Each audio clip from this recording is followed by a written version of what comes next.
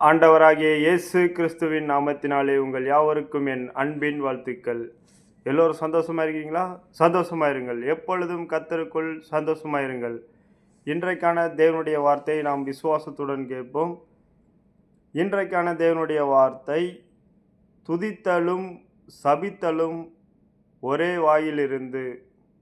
இன்றைக்கான தேவனுடைய வார்த்தை, துதித்தலும் சபித்தலும் ஒரே வாயிலிருந்து. வாங்கள் தேவனுடைய வார்த்தையை விசுவாசத்துடன் பொறுமையாக நிதானமாக நாம் கேட்போம்.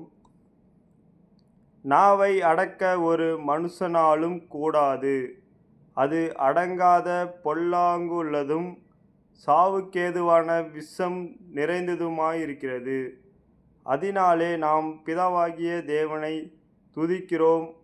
தேவனுடைய சாயலின்படி உண்டாக்கப்பட்ட மனுஷரை அதனாலே சபிக்கிறோம்.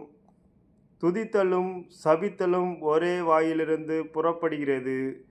என் சகோதரரே, இப்படி இருக்கலாகாது. யாக்கோபு 3 அதிகாரம் 8 9 10 இவ்வாறாக சொல்கிறது. இன்றைக்கான தேவனுடைய வார்த்தை என்ன சொல்கிறது என்றால், ஒரே வாயில் துதித்தலும் சபித்தலும் புறப்படுகிறது. தேவனுடைய வார்த்தையை விசுவாசத்துடன் பார்த்த கேட்ட உங்கள் யாவரையும் தேவன் தாமே ஆசீர்வதித்து உங்களை பெருக செய்வார்.